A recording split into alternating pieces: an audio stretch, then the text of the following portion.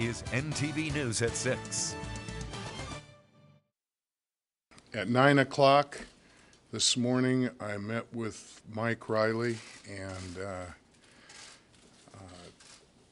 notified him at that time that I was going to relieve him of his duties as head coach of Nebraska football. What a difference 12 hours makes. Good evening. Thanks for joining us. I'm Ifi Sanachi Ivo Simba. Mike Riley is out as head coach of Nebraska football, but just last night during post-game, he told reporters he thought his job was safe. Now the search for his replacement is on, and tonight we have team coverage of today's big announcement. We kick things off with Scott Braswell, who joins us live from Lincoln at Memorial Stadium. Scott? Well, Iffy, the inevitable is now official, as this is something Husker fans kind of expected to happen, but now that it's official, well, it's starting to slowly sink in as well. Bill Moos told us today that he's had a couple of weeks now to kind of look at this program and evaluate it, and it hasn't been good. Since he's taken over as AD, the Huskers have gone 1-4 and 3 blowout losses, as those were Bill Moos's words, of course, there.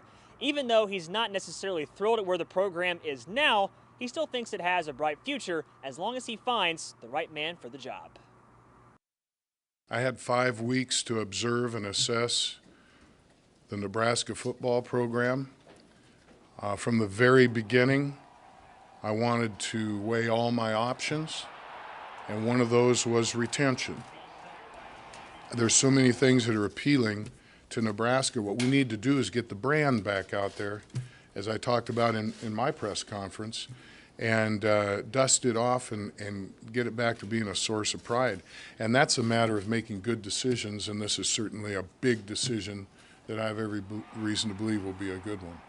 Everything is set here, and I have observed and assessed that. This table is set as well as any place in the United States in regards to resources, facilities, infrastructure, and fan support. It's all right here. And it's a very appealing position in a very prestigious conference.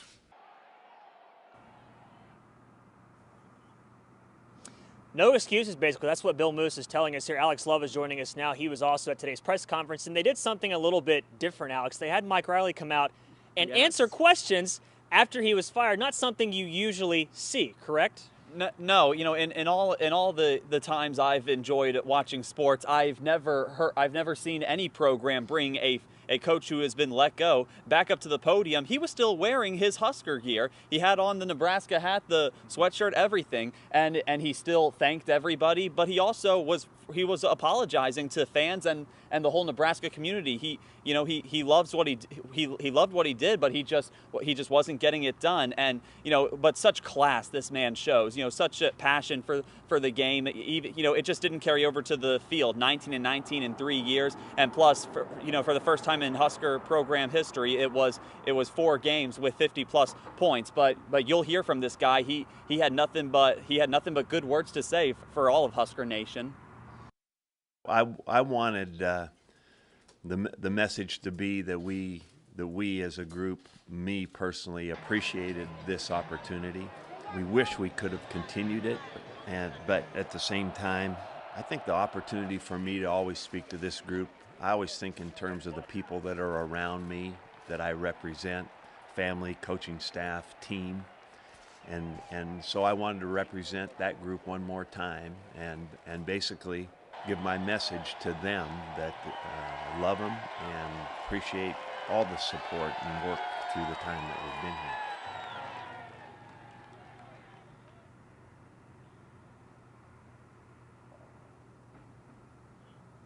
Never easy to see a coach go, especially like Mike Riley, especially since he was such a nice guy. And you kind of saw it with the media. Everybody came up and shook his hand and everything else. But we're going to have.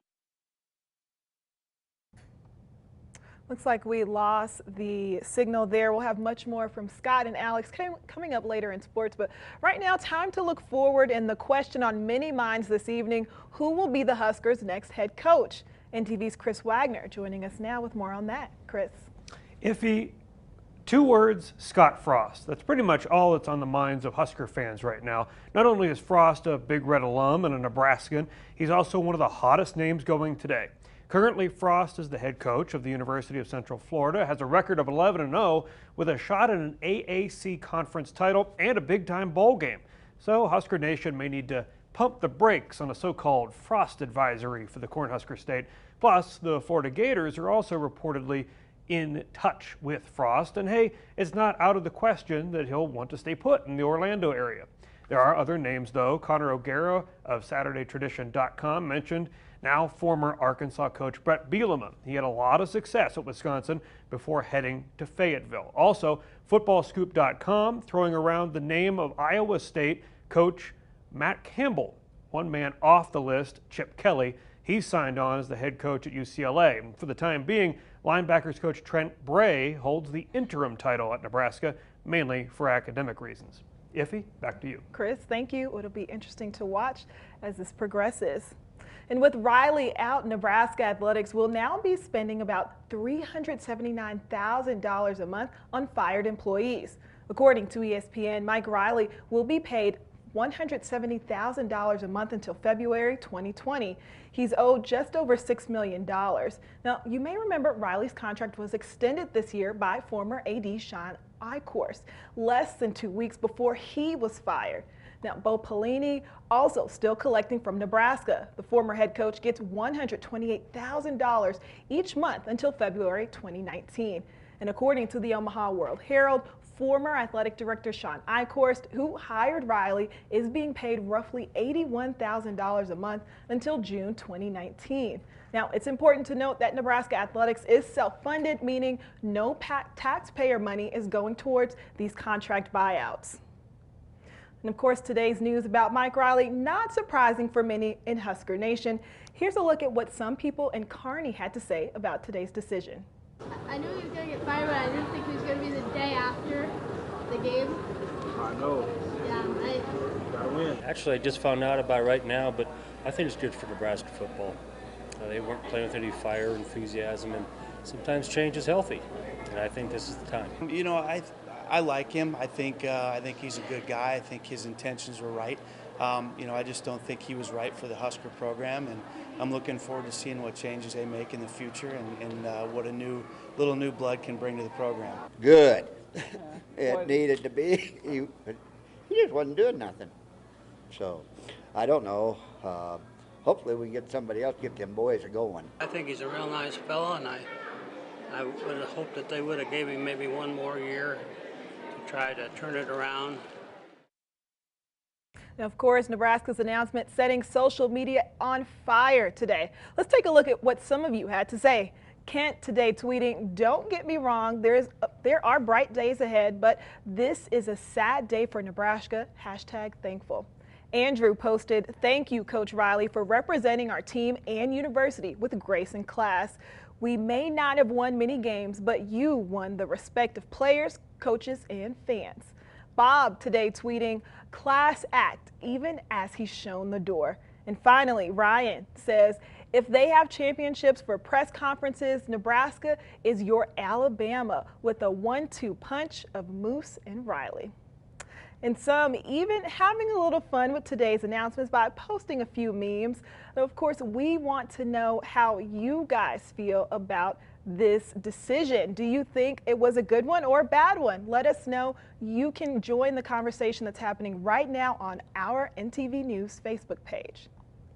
Well, turning now to weather, it's been an absolutely beautiful day across much of central Nebraska. Meteorologist Regina Bird joining us now. And Regina, absolutely gorgeous weather for the end of November. Yeah, that's right, Iffy. Temperatures today very nice for this time of year and well above normal for this time of year. That trend will continue into the day tomorrow. Tomorrow, another very nice day. So 40 degrees expected at bedtime tonight. We'll be around 35 at breakfast, and then looking at upper 50s by midday for the Tri-Cities. We're looking at highs in the mid-60s tomorrow. Really a mix of 60s and 70s expected across the area for the day on Sunday. But we'll talk more about the rest of your weekend and the forecast for next week coming up in just a few minutes. Iffy. Looking forward to it, Regina. Thank you. And the Huskers aren't the only thing we have for you tonight. It's the weekend after Thanksgiving, and folks are already out buying their Christmas tree. But this, as the nationwide shortage could cause some problems. And after some stores experienced a letdown on Black Friday, one downtown area full of people shopping on Small Business Saturday as one store looks to introduce themselves to the community.